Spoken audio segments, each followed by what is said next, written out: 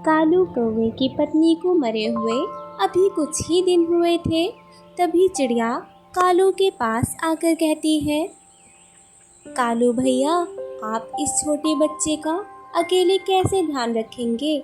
मेरी मानो तो आप दूसरी शादी कर लो, नहीं तो आपको बच्चे को पालने में बहुत परेशानी होगी। नहीं चिड़िया, सौतेली माँ बच्चों पर बहुत अत्याचार करती है, मैं दूसरी शादी नहीं करूँगा। फिर चिड़िया और कालू भोजन लेने के लिए वहाँ से चले जाते हैं। कालू का छोटा सा बच्चा अपने घोंसले में बैठा हुआ आसमान की तरफ देख रहा था। वो बहुत डरा हुआ था। चिड़िया और कालू भोजन ढूंढ रहे थे। तभी चिड़िया को आसमान में एक चील नजर आती है जो कालू के घोंसले की तरफ जा रही थी। कालू भैया, देखो चील आपके घोंसले की तरफ जा रही है। मेरा बच्चा तो बहुत छोटा है। चिड़िया, मुझे जल्दी जाना होगा। ऐसा बोलते हुए कालू अपने घोंसले की तरफ भागता है। वो चील कालू के बच्चे को खाने ही वाली थी। तभी कालू भागता हुआ आ जाता है। भागो यहाँ से दुष्ट चील, नहीं तो मैं तुम्हारा सर फोड़ दूंगा। कालू के हाथों में डंडा देखकर चील डर कर वहाँ से भाग जाती है। कालू अपने छोटे से बेटे को अपने पंखों में छुपा लेता है। ऐसे ही कुछ दिन गुजर जाते हैं। फिर एक दिन कालू चिड़िया और कबूतरी से कहता है, चिड़िया, उस दिन मेरा बेटा बहुत मुश्किल से बचा था। अगर मैं समय से ना आता तो वो जालिम चील मेरे बेटे को खा जाती।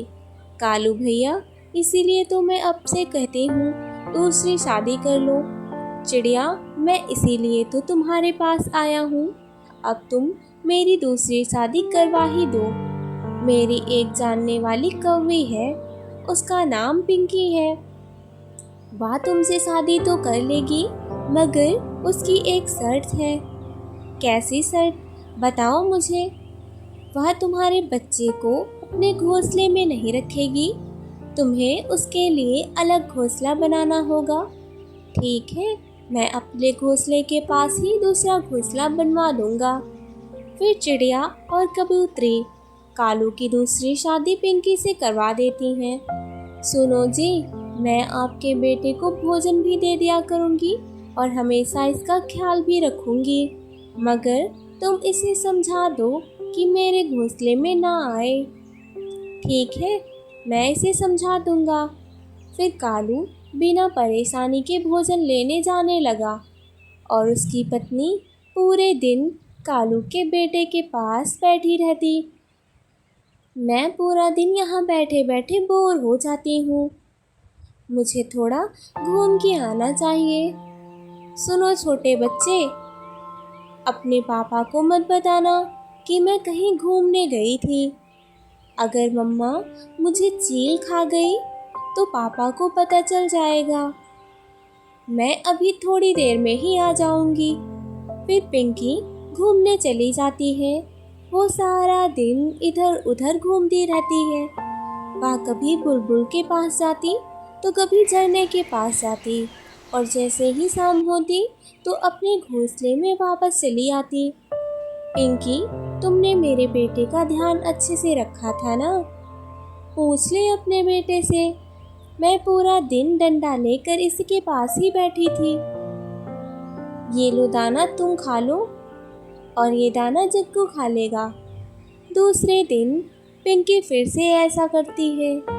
जैसे ही कालू दाना लेने चला जाता है, वह घोंसले से घूमने के लिए निकल जाती है। जग्गू को अच्छे से उड़ना भी नहीं आता था, मगर वह उड़ने की कोशिश करता है।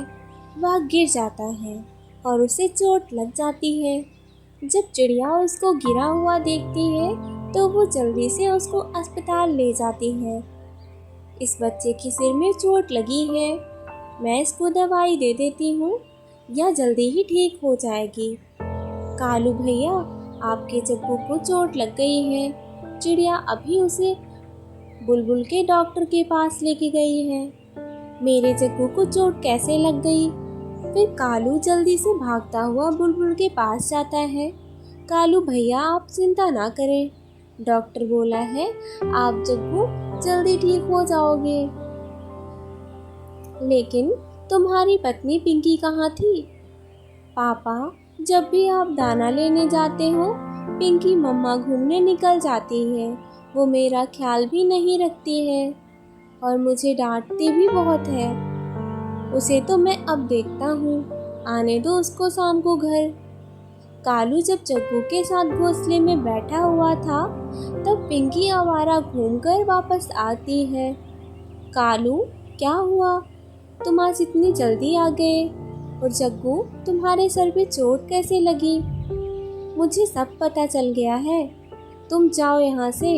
अगर मुझे खुद जग्गू का ध्यान रखना है तो मैं तुम्हारे लिए दाना क्यों ढूंढ कर लाऊं?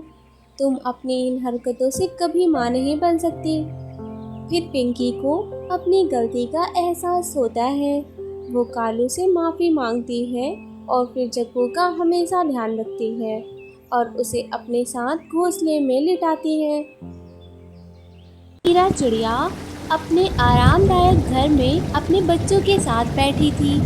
लकड़ी का छोटा सा घर, किनारे ढेर सारे बीज रखे थे। माँ, आप इतने सारे बीज क्यों जमा करती हैं? बेटा, अच्छे दिनों में मेहनत करनी पड़ती है ताकि बुरे दिनों में भूखे ना रहें। यही ज़िंदगी का नियम है। मीरा बच्चों को सिखाने के अंदाज में कहती है। बच्चे सिर हिलाते हैं। तेज़ बारिश के बीच दरवाजे पर कोई दस्तक देता है। बच्चे चौंक जाते हैं। माँ, इतनी बारिश में कौन आया है? मैं देखती हूँ। मीरा दरवाज़ा खोलती है। सामने भीगी हुई काली कौवी खड़ी थी। मेरी हालत बहुत ख़राब है। बच्चों को खाने के लिए कुछ नहीं है। थोड़े बीज मिल जाएं तो बहुत मेहरबानी होगी। काली कौवी जब अच्छे दिन थे तब मेहनत नहीं की और किसी से भी बात नहीं करती थी। अब मुसीबत में दाना लेने आई हो।